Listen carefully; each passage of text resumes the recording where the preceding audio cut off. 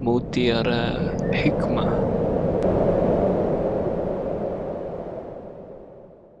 Ihdhar at-tasaddur qabla at-ta'ahul. Hindari at-tasaddur. At-tasaddur itu menampakkan diri, yani mendeklarasikan diri bahwasanya dia itu seorang alim, bahwasanya dia itu orang yang pinter, dia itu menguasai ilmu ini, menguasai ilmu itu, padahal qabla ta'ahul, sebelum dia benar-benar memiliki keahlian. Tasaddur itu ya akhwan bisa jadi dengan ngajar. Tasaddur itu bisa jadi dengan nulis buku. Tasaddur itu bisa jadi dengan berfatwa. Tasaddur itu bisa jadi dengan yang lain. Dia kalau sudah berani ngajar, berarti di hadapan orang-orang ustadz itu pinter, ngomongnya pena, jadi nerangkannya bagus. Kalau sudah berani nulis buku, maka dia sudah dianggap alim. Apalagi berani berfatwa, apalagi sampai berani berfatwa, buka forum tanya jawab, mau di dunia nyata maupun di dunia maya, maupun di dunia maya. Itu namanya at-tasaddur qabla ta'ahul. At-tasaddur qabla ta'ahul huwa afatun fil ilmi wal amal. Ini adalah cacat dalam ilmu dan di dalam amal. Waqad qil, dan pernah dikatakan, man tasaddara qabla awanihi faqad tasadda lihawani. Barang siapa yang sudah menampilkan diri, sudah menampakkan diri sebelum waktunya, faqad tasadda lihawani, dia itu telah menjerumuskan dirinya untuk dihinakan oleh orang lain, menjerumuskan dirinya untuk terhina di hadapan orang lain. Allah wa yakum. Ini yang dulu pernah saya katakan dengan bahasa Ustadz Karbitan. Jadi sebenarnya dia itu belum matang, kawan. Yang namanya barang karbitan itu, ono pelem, mangga itu loh, sebenarnya masih kecut, masih muda, belum tua, tapi dikarbit sehingga menjadi nguning, dipegang itu ya empuk gitu ya, kelihatannya ranum, kelihatannya enak. Begitu dibuka, dimakan, kecutnya masya Allah, ini ingin mati saking kecutnya. Itu namanya tasaddur qabla ta'ahul. Orang awam itu ya akhwan fitin azani Allah wa yakum, nggak pernah mampu membedakan orang alim dengan orang tidak alim. Orang awam itu dari sejak zaman dahulu kala, Al-Imam Ibnu Jauzi rahimahullah ta'ala dalam kitab beliau Sayyidul Khawatir, beliau mengatakan kalimat yang sangat indah. Beliau mengatakan al-faqih indal awam man sa'adal mimbar. Wong sing alim, wong sing pinter di hadapan orang awam itu pokoknya siapapun yang bisa khutbah naik mimbar, siapapun yang bisa tampil di atas mimbar, ucapannya memukau, menggelegar gitu ya, maka langsung dikomentari, masya Allah, faqih alim. Padahal mungkin di hadapan para ulama dia itu masih nol besar. Lah, zaman sekarang kata-kata itu kita rubah dikit. Al-alim, al-faqih indal awam fi hadha zaman man kasura followeruhu.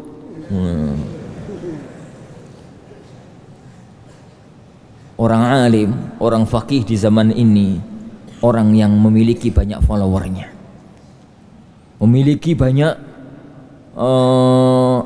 pendukungnya, banyak apa itu jenenge dalam istilah-istilah YouTube, aku kurang ngerti lah. Ya nggak punya channel, ya nggak punya FB, ya nggak punya IG, ya nggak punya Twitter, sebenarnya alhamdulillah. Ini Anda tidak mengingkari itu semua ya akhwan, tapi ingat, fitnah diagung-agungkan oleh orang awam. Kemampuan retorika kata itu gawan bayi. Ada orang bodoh tapi kalau ngomong itu memikat. Ada orang bodoh tapi dia persiapan gitu ya, kalau ceramah itu masya Allah menggelegar. Tapi betapa banyak orang alim ceramah itu membuat orang tidur.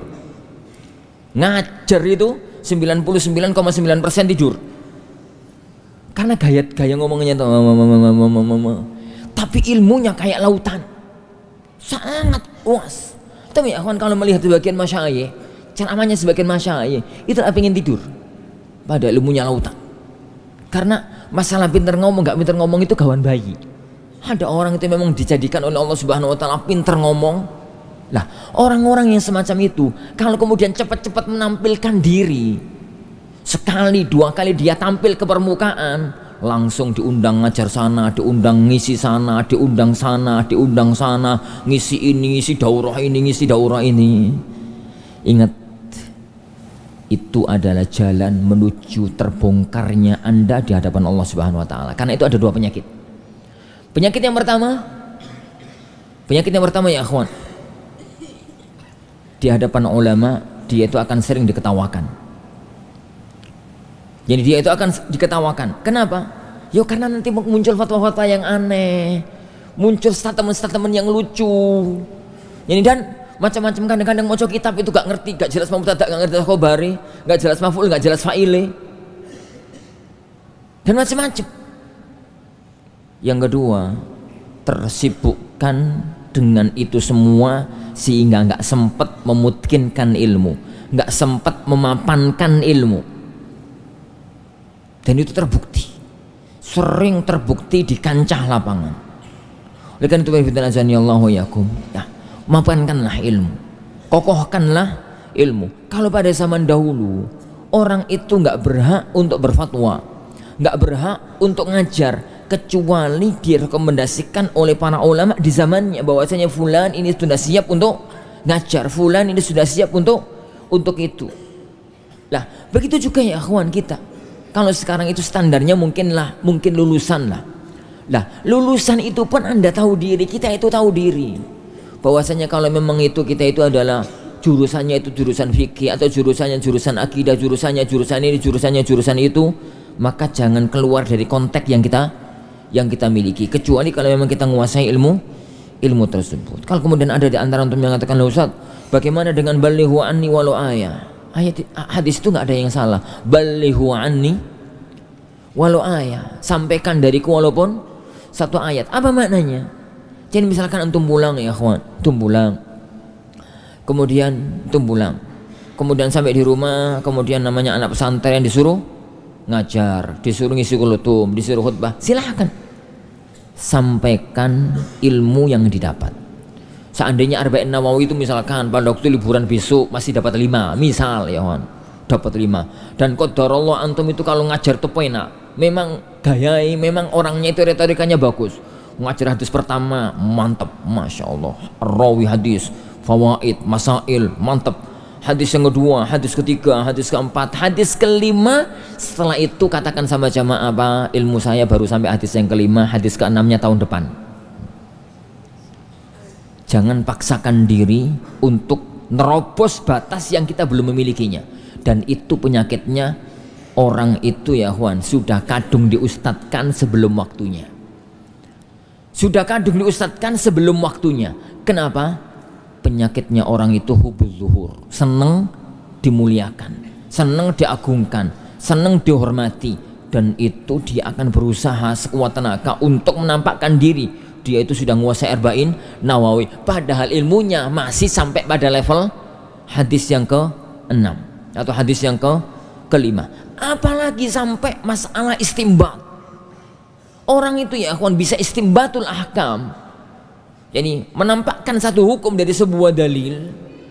Itu kalau ilmu usul fikihnya mapan, kalau ilmu qawaid fikihnya mapan. Yang bisa kita lakukan kalau memang antum itu levelnya masih menukil fatwa, nukillah fatwa.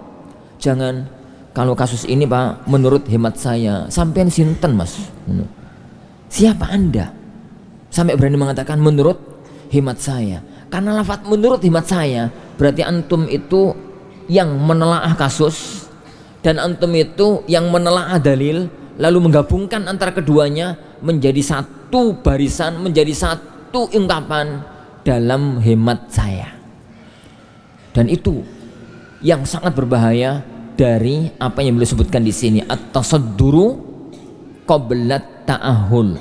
Yani at-tasaddur qabla ta'ahul, sudah menampilkan diri, menampakkan diri sebelum waktunya. Jadi biarkanlah ya akhwan, yang menyuruh kita, yang meminta kita, yani untuk tampil itu asatidzah kita. Yang merekomendasikan antum ya sudah waktunya untuk buat majelis ta'lim, antum sudah waktunya untuk itu, antum sudah waktunya itu asatidzah kita. Jangan biarkan orang awam yang menggiring diri kita, yang menggiring jadi diri kita. Kenapa? Karena orang-orang awam ngertinya itu, kata Ibnu Jauzi tadi, al-faqih man sa'adal mimbar. Orang faqih itu adalah orang yang bisa untuk sudah bisa untuk naik mimbar. Wallahu yani